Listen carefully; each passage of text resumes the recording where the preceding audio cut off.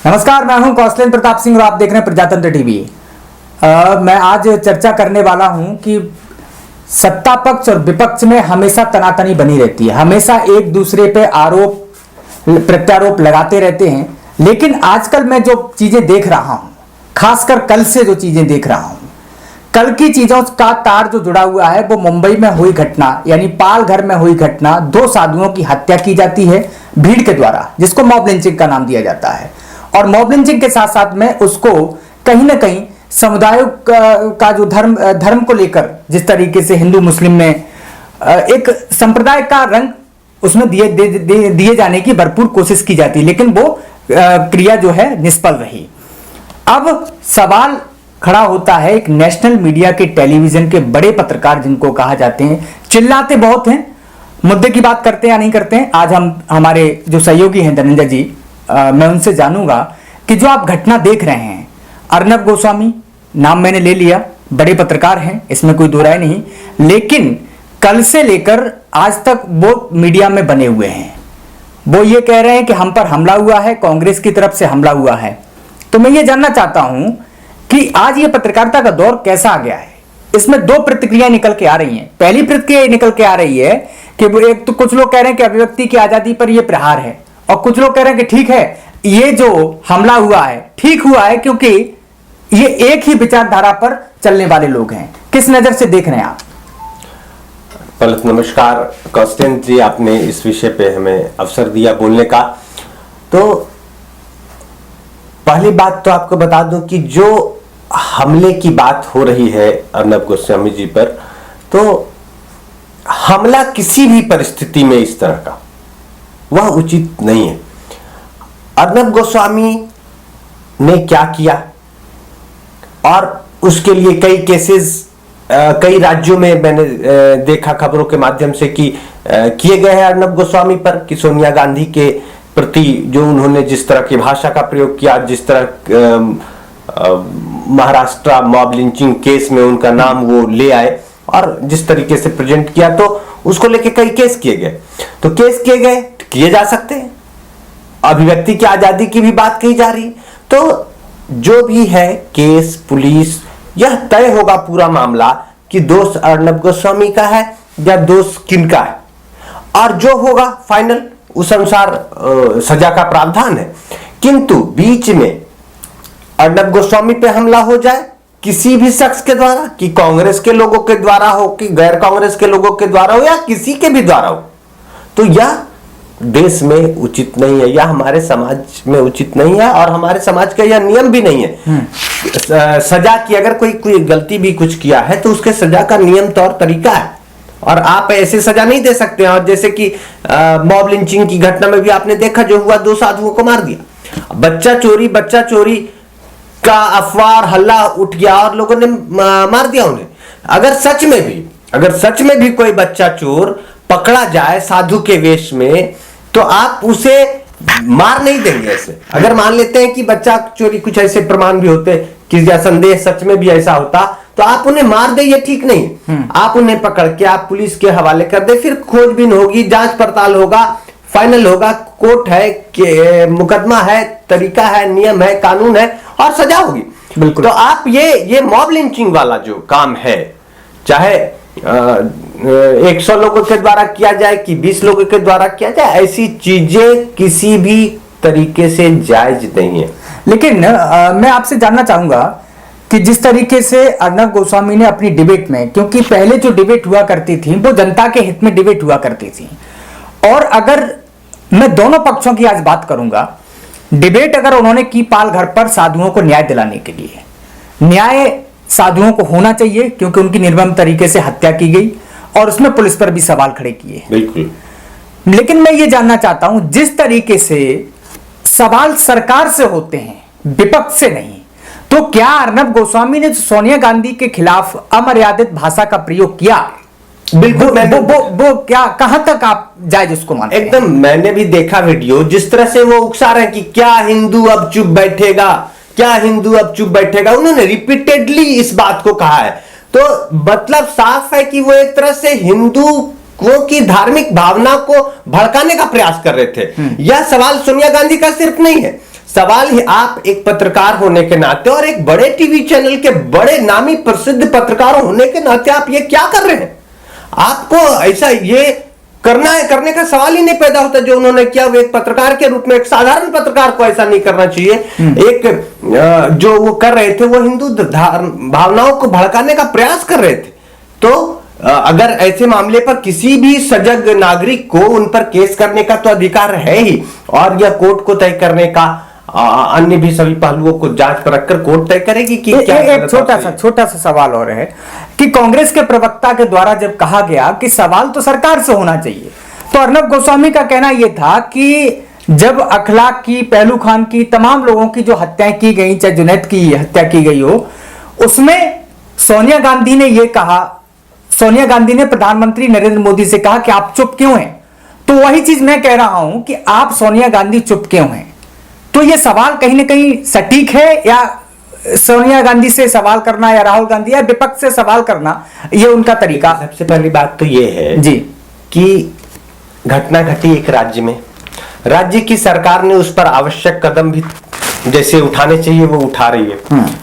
और अगर सवाल भी पत्रकारिता में होने के कारण सवाल पूछना भी जायज है, क्यों नहीं पूछेंगे, प्रधानमंत्री से भी पूछेंगे। लेकिन उस पूरे डिबेट में अभी तक प्रधानमंत्री ने इस मुद्दे पर वैसा बहुत कुछ कहा नहीं है, लेकिन इस पूरे डिबेट में प्रधानमंत्री पर उन्होंने सवाल नहीं उठाया। प्रधानमंत्री पर पहले सवाल उठाते, फिर सोनिया गांधी पर भी उठाते।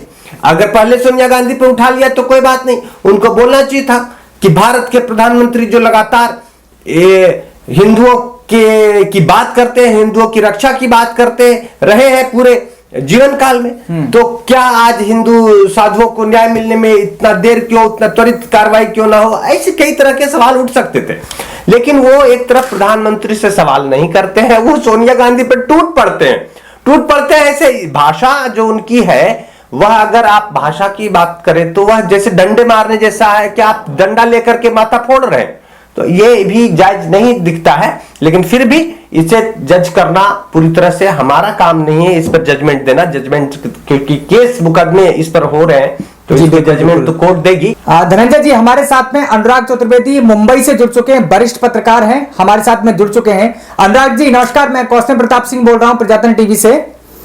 मैं आपसे सवाल करना चाहता हूं कि वर्तमान समय में पत्रकारिता की स्थिति क्या है, जब एक तरफ अर्नब गोस्वामी विपक्ष की नेत्री सोनिया गांधी पर अमर्यादित भाषा का प्रयोग करते हैं, साथ ही अर्नब गोस्वामी खुद पर हमले का भी जिक्र करते हैं। तो मैं ये जानना चाहता हूं ऐसी परिस्थिति में आप पत्रकारिता को किस नजर से देख रहे हैं? भारतीय पत्रकारिता पर बड़ा गहरा संकट आया है, विशेषकर ये टीवी चैनल द्वारा प्रायोजित जो खबरें हैं वो एक एजेंडे की तरह चल रही है और ये बहुत ही सांप्रदायिक हो गई है। समाज को इन्होंने बांट दिया है। पहले ये माना जा रहा था कि ये डिबेट जो है वो इसलिए होती है क्योंकि चैनलों के सामने आर्थिक संकट है, वो अपने रिपोर्टर्स को बाहर नहीं भेजना चाहते हैं। लेकिन धीरे धीरे लगा कि ये सत्तारूढ़ दल से सवाल नहीं पूछ रहे हैं।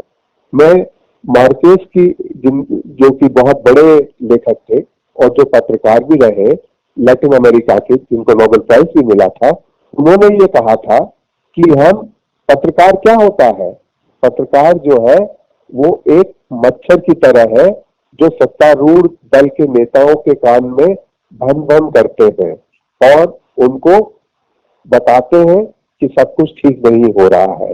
लेकिन हमारे यहाँ क्या हो रहा है, हमारे यहाँ सत्तारूढ़ दल से कोई सवाल नहीं पूछ रहा है।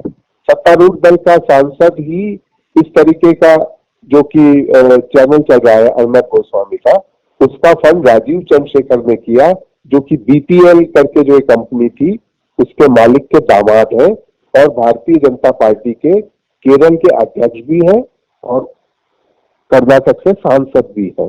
तो ये एक सत्तारूढ़ दल का भोपू है। मैं इसको पत्रकारिता नहीं मानता, मैं इसको एक सरकार की मदद से चलने वाला एक अखबार है और इसीलिए आप देख रहे होंगे कि वो विपक्ष को ही ज्यादा निशाना बनाते हैं और इसमें ज्यादातर जो पत्रकार आए हैं वो एक दल विशेष से है, एक विचारधारा विशेष से है, जो कि हमारी देश की गंगा जमुना संस्कृति है उसको चुनौती देते हैं। अभी आप देखिए कि कोरोना जो है वो भी एक सांप्रदायिक हो गया, उसमें जमात के लोगों ने, मैं मानता हूं, एक बहुत बड़ी गलती की थी, लेकिन वो मुख्य गलती सरकार की भी थी, क्योंकि जब सरकार को चेतावनी मिल गई थी जनवरी में ही हमारे देश में मालूम पड़ गया था, केरल में कई मामले आ रहे थे, तो विदेश से आने वाले हर व्यक्ति की जांच होनी चाहिए थी। और जमात का जो मरकज जो हुआ था वो तो पुलिस स्टेशन के 50 मीटर दूरी था, और दिल्ली में सरकार किसकी है, पुलिस किसकी है? वह केजरीवाल जी की पुलिस नहीं है, वह केंद्र की पुलिस है। तो हर चीज को सांप्रदायिक करने से जो महामारी है, जो अभी का जो महामारी का संकट है, ये वैश्विक संकट है। अगर इसमें अगर हम लोगों ने सांप्रदायिकता का फैलाव किया, और जो मुद्दा जिसपे कि अर्नब गोस्वामी अब फंस गए लगते हैं, मुझे लगता है कि अब उनकी गिरफ्तारी तो होगी ही, क्योंकि वे पत्रकार नहीं है, वो एक तरीके से एक सत्तारूढ़ दल के नुमाइंदे हैं, और जब सत्तारूढ़ दल अपने लोगों को आगे बढ़ा के पत्रकार के रूप में पेश करता है तो उनके सामने संकट आते हैं, क्योंकि वो ये स्वतंत्र पत्रकारिता पे आया संकट नहीं है, ये राजनीतिक दलों द्वारा चलाए जा रहे भोपुओं को की लड़ाई है। सबसे बड़ी बात यह है कि अर्नब गोस्वामी पे जो हमला हुआ है वो मुझे लगता है उसकी जांच होनी चाहिए, हमला पत्रकारों पर नहीं होना चाहिए। लेकिन ये जो हमला हुआ है उसका नेचर क्या है, क्योंकि आपको मालूम होगा कि अर्नब गोस्वामी को केंद्र सरकार ने हम आयकर दाताओं के द्वारा हम जो इनकम टैक्स देते हैं उसके द्वारा जो पुलिस उनको दे रखी है, उसमें 40 पुलिसकर्मी, 2 ASI और 3 असिस्टेंट पुलिस के लोग होते, और जिन्होंने धमकी दी थी, क्या उनको उसी समय नहीं गिरफ्तार किया गया? क्या जो उन्होंने हमला किया था 12 बजे उनको हमला वो नहीं किया गया? और कई ऐसे भी दस्तावेज आ रहे हैं इलेक्ट्रॉनिक जिनमें ये कहा जा रहा है कि 8 बजे ही ये अर्नब गोस्वामी पे जो हमला हुआ है उसकी रिकॉर्डिंग 8 बजे ही कर ली गई थी। तो संदेह सब तरफ है। महाराष्ट्र गवर्नमेंट पे मुझे काफी विश्वास है, उनकी निष्पक्षता पे हमें संदेह नहीं करना चाहिए, क्योंकि मुंबई पुलिस जो है वो काफी अपने अपराधियों को पकड़ने के लिए विख्यात है, तो ये जांच हो। लेकिन अर्नब गोस्वामी, दीपक चौरसिया और जिस तरीके के जो रजत शर्मा जिस तरीके की सांप्रदायिक राजनीति कर रहे हैं, ये देश को रसातल में ले जाएगी और हमें उससे बचने का कोई उपाय सोचना चाहिए। जी बिल्कुल सर, मेरा दूसरा सवाल यह है कि महाराष्ट्र में हुए मॉब लिंचिंग के कारण क्या हैं? साथ ही साथ में मैं ये भी जानना चाहूंगा, क्या मॉब लिंचिंग की ऐसी घटनाओं से देश के हिंदू और मुसलमानों के बीच में एक खाई और बढ़ती जा रही है? क्या कहना है आपका? ये किसी भी रूप में भीड़ जो है वो कानून व्यवस्था को अपने हाथ में ले लेती है, और कानून व्यवस्था जब अपने हाथ में ले लेती है, आपने देखा होगा जो एक वीडियो आया है उसमें किस तरीके से पुलिस वाला है वो साधु को भीड़ के हाथ में दे रहा है।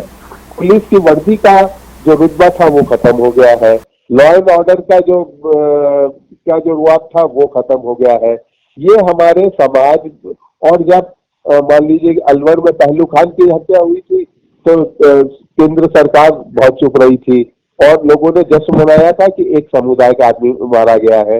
ये समुदायों की बात नहीं है, ये हर हिंदुस्तानी मरता है, और जो साधुओं को जो मारा गया वो नृशंस है, बहुत आपराधिक है, उसमें पकड़ा जाना चाहिए था। लेकिन महाराष्ट्र सरकार ने एक सूची जारी की है 110 लोगों की जिनको गिरफ्तार किया गया है, उनको आप ध्यान से पढ़िएगा तो आपको समझ में आएगा कि टीवी वाले जिस तरीके से एजेंडा की तरह उसको बना रहे थे वो स्थिति नहीं है।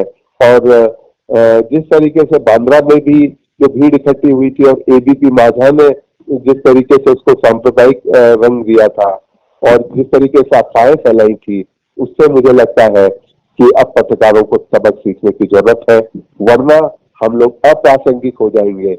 मुझे लग रहा है कई लोगों ने टीवी तो देखना बंद कर दिया है, अब शायद इन बहसों को भी हम लोग बात गंगा जी में बहा देंगे। जी सर, बहुत बहुत शुक्रिया हमारे साथ में जुड़ने के लिए। कौशलेंद्र जी जी एक बात बताना चाहूंगा इस संदर्भ में आपको, जो ये हिंसा का मामला है, मॉब लिंचिंग और जो धार्मिक हिंसा की बात हो रही है, असल में यह देखने में धार्मिक हिंसा जैसा लगता है। अभी का वर्तमान मामला नहीं बोल रहा हूं, महाराष्ट्र का मामला में धार्मिक जैसा कुछ है नहीं, लेकिन धार्मिक करने का प्रयास किया गया। पूर्व के भी मामले धार्मिक रहे नहीं है, भले उसमें कुछ धर्म के लोग जुड़े हुए रहे, लेकिन धार्मिक नहीं होता मॉब लिंचिंग, लेकिन उसे धर्म का जामा पहना दिया जाता है। लेकिन मैं आपको हकीकत बताऊं कि मॉब लिंचिंग जितने भी हो रहे हैं वे धार्मिकता वर्तमान में सिर्फ एक बहाना है। असली बात जो है वह हिंसा का है। देखिए, सिर्फ हिंसा का, हिंसा की मानसिकता का है। मैं आपको बताऊं कि जब एक आदमी या समूह के मानसिकता में हिंसा की भावना आ जाती है, भले उसका बहाना आप एक युवाओं के समूह में या किसी भी ग्रुप में आप हिंसा की भावना को भड़का देते हैं, भले उसका बहाना आप धार्मिक कारण से देकर के भड़का दें, जातिवादी कारण देकर के भड़का दें, लेकिन रंग का कारण देकर भड़का दें, लेकिन जब आपने भड़का दिया तो आप ये मत सोचिए कि अब वो हिंसा की भावना सिर्फ उसी धर्म को नुकसान करेगी, दूसरे वाले धर्म को या दूसरी जाति को या दूसरे रंग के लोगों को, बल्कि स्थिति ये हो जाती है कि जब समूह का की भावना हिंसात्मक हो जाती है, हिंसा का अभ्यास जब हो जाता है किसी भी बहाने से शुरू होकर के, तो वह किसी भी समय फिर वह हिंसा अपने भी करीबी लोगों के प्रति कभी भी घट सकती है, अपने धर्म के लोगों के प्रति, अपने जाति के लोगों के प्रति, अपने परिवार के लोगों के प्रति भी घट सकती है। ऐसा बिल्कुल नहीं है कि आज आप कह रहे हैं कि ऐसा है कि मुसलमानों के प्रति आप उसके प्रति करो घृणा और उसके प्रति हिंसा करो। मुसलमानों के प्रति मुसलमान लोग सिखाएंगे कि हिंदुओं के प्रति घृणा करो और हिंदुओं के प्रति हिंसा करो, और जो है बाद में क्या आप पाएंगे धीरे धीरे कि जो हिंदुओं ने सिखाया अपने हिंदू युवाओं को, तो बाद में देखें कि हिंदू युवा हिंदू लोगों को भी उस हिंसा का शिकार बनाएंगे, मुस्लिम युवा मुस्लिम लोगों को भी उसी हिंसा का शिकार बनाएंगे। ये हमेशा नहीं होगा कि मुस्लिम युवा हिंदुओं को और हिंदू युवा मुस्लिमों को शिकार बना रहे, ऐसा नहीं होगा। वे घर में बैठे अचानक हिंसा की भावना का अभ्यास रहेगा तो कभी भी जागृत हो जाएगा और घर में बैठे लोगों को नुकसान पहुंचाएंगे। लेकिन शायद जो महाराष्ट्र के पालघर में जो घटना देखने को मिली, ये तो इसमें धार्मिक सांप्रदायिकता का इसमें पूरी तरीके से रंग देने का प्रयास किया गया। लेकिन जो आपने कहा कि जरूरी नहीं है कि वो अगर हम या कोई भी युवा के मन में अगर आप भड़का देते हैं, हिंदू को मुसलमान के खिलाफ भड़का देते हैं, तो वो जरूरी नहीं है कि वो आगे चल के वो भड़काना सिर्फ हिंदू मुसलमान को ही भड़काएगा, वो अपने प्रति भी भड़का सकता है। बिल्कुल, वो बिल्कुल महाराष्ट्र के केस में दिख रहा है। 110 लोगों में सभी के सभी हिंदू हैं, बिल्कुल सभी के सभी हिंदू हैं, आपने भड़का दिया भावना। तो अभी असली बात हिंसा का है। और देखिए, मैं आपको बताऊं कौशल जी, ये हिंसा की जो बात है, जो गतिविधि दिख रही है कि हिंदू युवाओं को भड़का रहा है कोई हिंदू संगठन, मुस्लिम युवाओं को भड़का रहा है कोई मुस्लिम संगठन, लेकिन हकीकत में क्या है, यह इस हिंसा की शुरुआत काफी पहले हो चुकी थी, तब नहीं पकड़ा गया। आप देखिए, अनावश्यक रूप से मनुष्य ने प्रकृति के साथ हिंसा की, जिसका आज कोरोना भुगतान भुगतना पड़ा है। अनावश्यक रूप से जीव जंतु के प्रति हिंसा, वृक्षों के प्रति हिंसा, आज उसी हिंसा का यह एक रूप है। एक बड़ा सवाल और है जो मैं सोशल मीडिया के माध्यम से मैं निकाल के लेके आया हूं, कई लोगों ने मुझसे कहा भी, और आपने भी देखा होगा कि तमाम लोग इस महाराष्ट्र की घटना पर, चाहे वो किसी भी धर्म के हों, खासकर जो हिंदू धर्म है और हिंदू धर्म के सनातन धर्म में संत को भगवान का रूप दिया जाता है, जब किसी साधु की हत्या वहां पर कर दी गई तो अचानक से सभी लोगों का दर्द बाहर निकल के आया। ये गलत है और वास्तविक रूप में ये गलत है, चाहे मुसलमान मरे चाहे हिंदू मरे, और मॉब लिंचिंग तो बिल्कुल गलत है। लेकिन एक तबका ये कह रहा है कि जब किसी मुसलमान की मॉब लिंचिंग हो जाती है तो हिंदू भी सपोर्ट में नहीं, उसके विरोध में खड़े हो जाते हैं, सवाल करने लगते हैं सरकार से। जब किसी हिंदू की साधु की हो गई हत्या तो कोई तबका बिल्कुल शांत है, नहीं सवाल कर रहा है, ऐसा नहीं है जी। मैंने सोशल मीडिया पर देखा, बहुत सारे मुसलमान लोग भी सवाल कर रहे हैं कि क्यों नहीं कार्रवाई हो, एकदम बिल्कुल कार्रवाई हो, लेकिन सरकार वहां की चुकी बहुत तेजी से इसको लेकर कार्रवाई को बढ़ा रही है। तुरंत 110 लोगों को गिरफ्तार। आप ये बताइए, किस मॉब लिंचिंग में 110 लोगों को इतना फास्ट गिरफ्तार किया गया? तो इसका मतलब कार्रवाई तेजी से हो रही है। कार्रवाई जब तेजी से हो रही है तो आप सरकार पे ज्यादा सवाल नहीं उठा सकते हैं, ठीक है। हाँ, कार्रवाई में देरी होती तो सवाल उठने लगते, बहुत ज्यादा उठने लगते। लेकिन इस घटना को सांप्रदायिक रंग देने का प्रयास जिन मीडिया चैनलों द्वारा किया गया वह बहुत ही निंदनीय। और इसी घटना को नहीं, अन्य भी जो घटनाएं, अगर मुस्लिम शामिल भी होते इसमें, अगर शामिल भी होते मुस्लिम, और अगर किसी हिंदू किसी मुस्लिम के मॉब लिंचिंग में हिंदू शामिल होते हैं, तब भी दोनों ही स्थिति में किसी भी घटना को धार्मिक रंग देना ठीक नहीं है, बल्कि उसे एक क्राइम के रंग से देखा जाना और भीड़ के द्वारा हिंसक मानसिकता के रूप में, मनुष्य के रूप में देखा जाना ज्यादा उचित। जी, बहुत बहुत शुक्रिया हमारे साथ में आपने जो चर्चा की और विस्तार से समझाया, बहुत बहुत शुक्रिया। भारत का प्रमुख न्यूज चैनल प्रजातंत्र टीवी।